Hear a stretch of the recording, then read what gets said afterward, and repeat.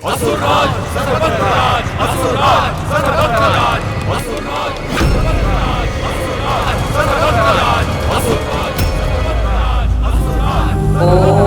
नमो नारायणाय।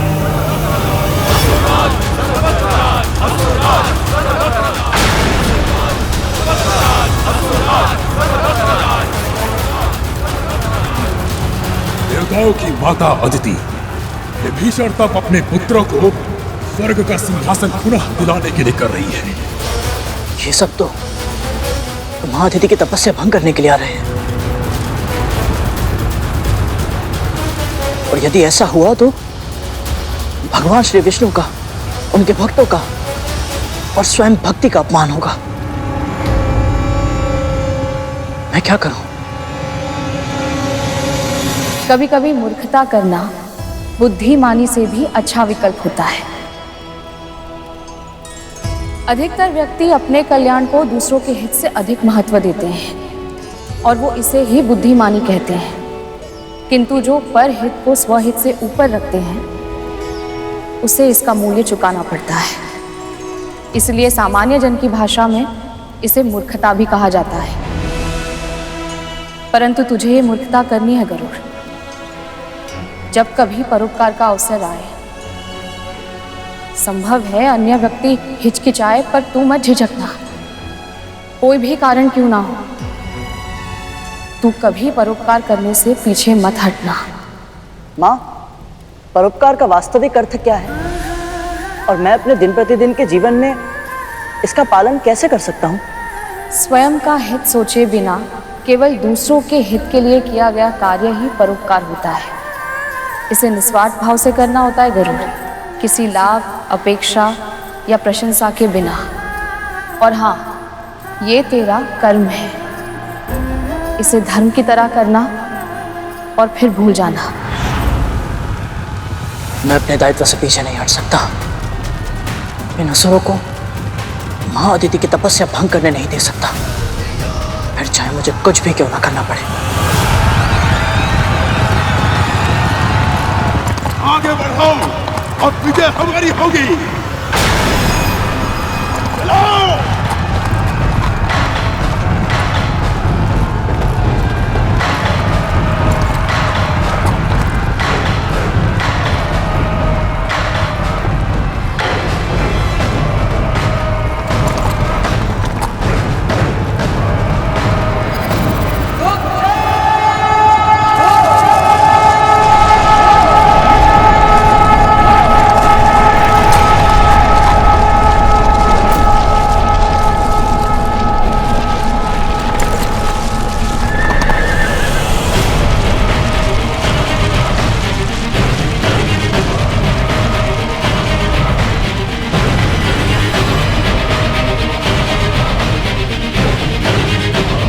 यहाँ तो कोई देवता भी नहीं है।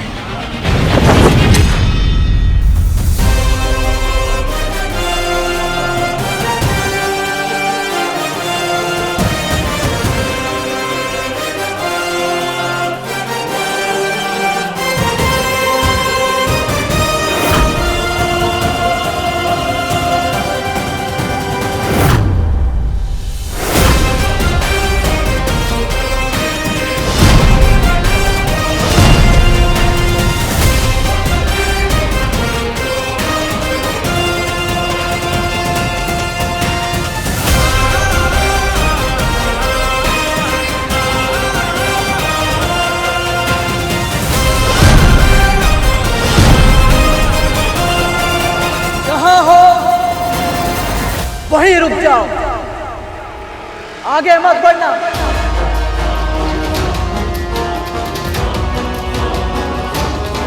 नहीं तो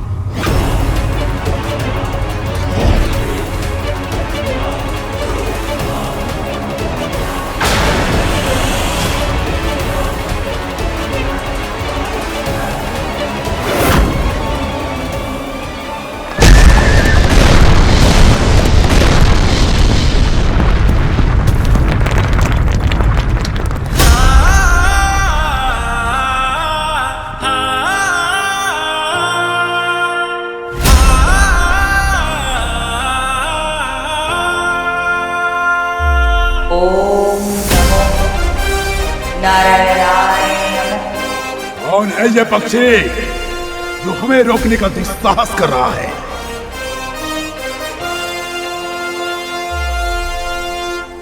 आप सभी के चरणों में ये भाला आपके प्रति मेरे सम्मान का प्रतीक है। मैं युद्ध नहीं करना चाहता, इसीलिए विनम्र अनुरोध कर रहा हूं, कृपा आगे ना बढ़े।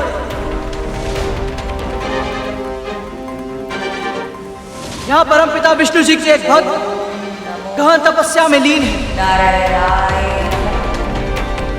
उनकी साधना में विघ्न डालना अधर्म होगा। यदि ये अधर्म हम कर ही दे तो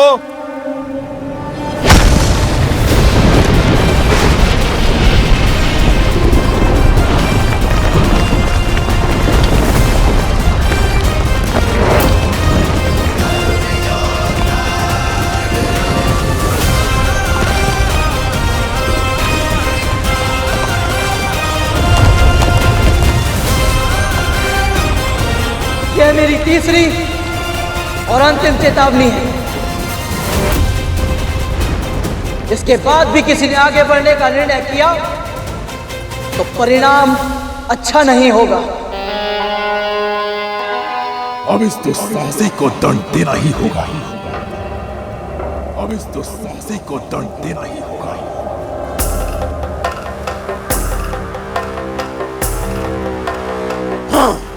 सेनापति जी, बड़े बड़े देवताओं से युद्ध करके आपने उन्हें धूल चटाई है। एक पक्षी को पराजित करने के लिए स्वयं मोर्चा लेना आपको शोभा नहीं देगा। हाँ सेनापति जी, स्वयं कार्य करने वाले छोटे कहलाते हैं। बड़ा बनना है तो शत्रु तक अपना दूत भेजना होगा। वाह, क्या सुझाव है। उत्तम विचार है सेनापति जी। सही कहा माली सुमाली। अब समय आ गया है कि हम अपने शक्ति का प्रदर्शन करें। लगता है मेरा संदेश इन्होंने सुना तो, किंतु समझा नहीं।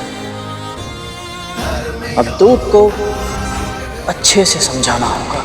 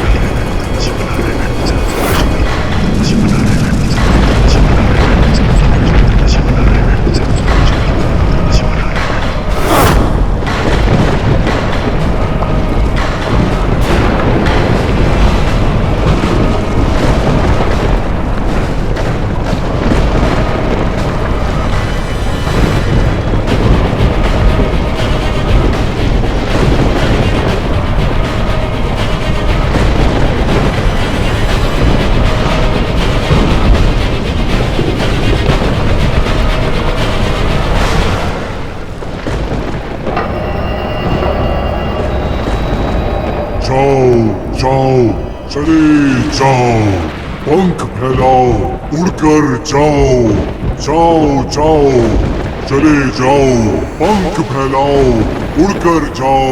सुनो, हमारे स्वामी को जाकर बचाकर भागो अपने प्राण। सेनापति कर रहे हैं सावधान, सुनो ध्यान से, छटपट जाओ, फिर ना मिलेगा रक्षादान। सुनो, समझो, हमारी विजय का बज रहा है गगन भेदी शंख। क्रोध से हमारे भस्म होगा, जिस पर तुम्हें है गर्व वो पंख। हो क्या रहे हो? मुझे शीघ्र अतिथि का तप भंग करना है, पर ये पक्षी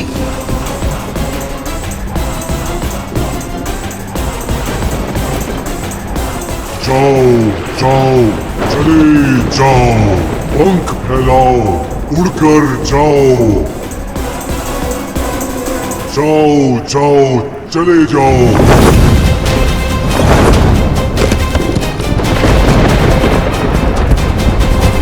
जाओ जाओ, चले जाओ, पंख फैलाओ, उड़कर जाओ, जाओ जाओ, चले जाओ। बड़े विचित्र प्राणी हो तुम। यदि ईश्वर ने बोलने के लिए एक मुख दिया है तो सुनने के लिए दो कान भी तो दिए हैं, उनका भी प्रयोग किया करो। और दूत का कार्य केवल संदेश देना नहीं होता, उत्तर पहुंचाना भी होता है। अब तुम मेरा संदेश अपने दोनों कान से और पूरे ध्यान से सुनो। हो सके तो अपने सेनापति को भी जाके समझा देना।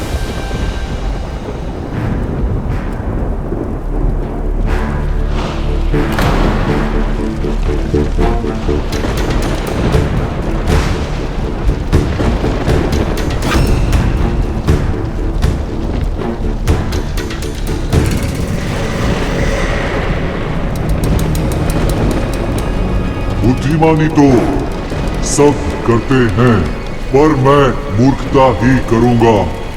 अन्य सभी हिचकिचाते होंगे, पर मैं तनिक भी ना डरूंगा। मेरी माँ ने सिखाया है ये परम संस्कार। धर्म की तरह करना है मुझे परोपकार।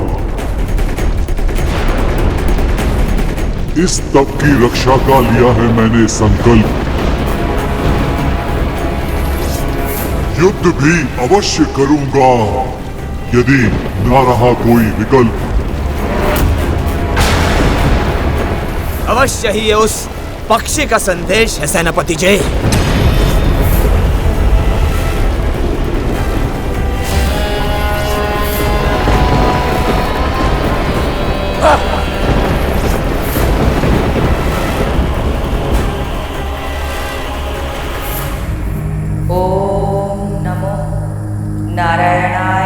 कौन है ये पक्षी? वीर भी है और वाचाल है, मूर्खता करने को तत्पर, अवश्य ही बुद्धिमान है। आयु में बालक, संकल्प में दृढ़। क्या कोई देवता हमारे सामने विद्यमान है? असंभव है ये। प्राणों के भय से छुपे हैं सब देव। वन या की सिकंदरा में अच्छी तरह जानते हैं हमारे सेनापति साक्षात काल हैं। काल हैं।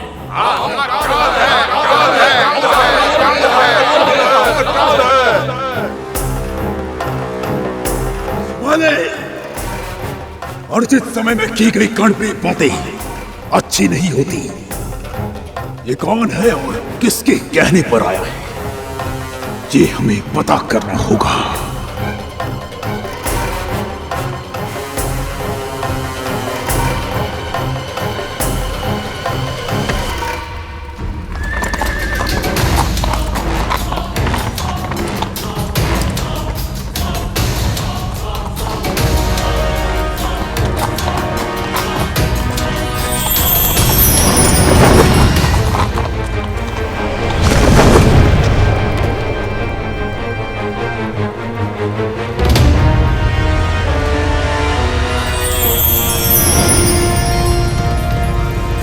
कौन हो तुम? मेरा नाम या मेरा कुल जानने से कोई अंतर नहीं पड़ेगा। माँ कहती है व्यक्ति की वास्तविक पहचान उसके कर्म से होती है, और मेरा कर्म इस तपोभूमि की रक्षा करना है। तपोभूमि की या तप करने वाली की? उसके पुत्र पहले ही कायरों के भांति अपने प्राणों को बचाकर कहीं छिपे हुए हैं, तो तुम अपने प्राणों की आहुति क्यों देना चाहते हो?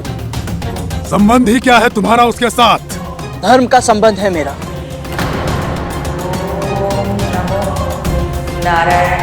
माँ कहती है धरती के कण कण में प्रभु श्री विष्णु जी का वास है।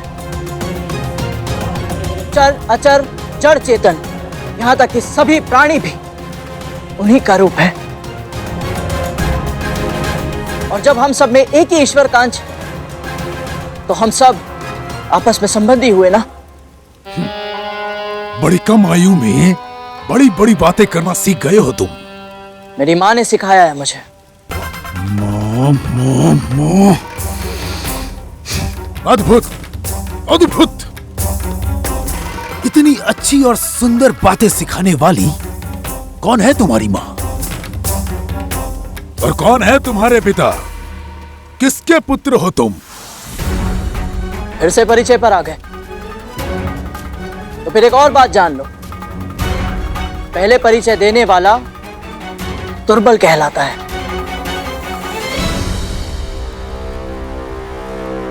मेरा बल मेरे भुजाओं की शिराओं में है। तू अपना परिचय देने से हिचक रहा है। मैं देता हूं अपना परिचय। असुर सेनापति हूं मैं, महान ऋषि कश्यप और माता दीदी का पुत्र बजरंग।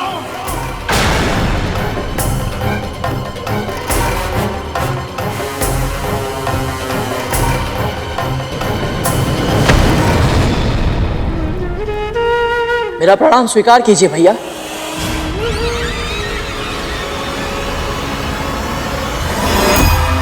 भैया? महर्षि कश्यप और मां विंता का दूसरा पुत्र गरुड़ हूं मैं।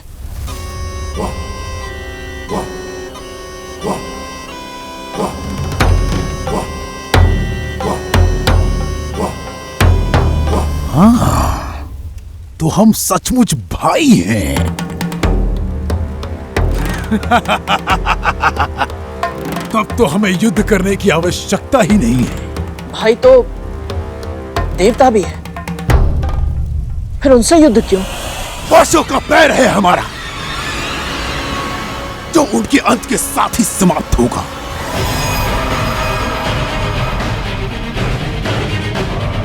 तू उनका पक्ष मत ले करो, हमारे साथ हो जा।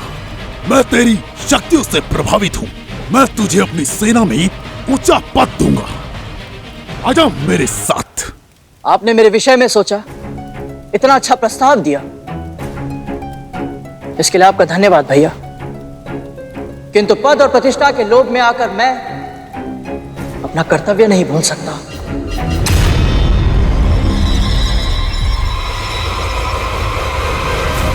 मूर्ख मत बन गरुड़। मां ने सिखाया है, कभी कभी मूर्खता करना बुद्धिमानी से भी अच्छा विकल्प होता है। और क्या लाभ होगा मूर्खता से? अपना भला सोच गरुड़। हम असुर तुझे स्वर्ग का सुख प्रदान करेंगे। स्वर्ग का।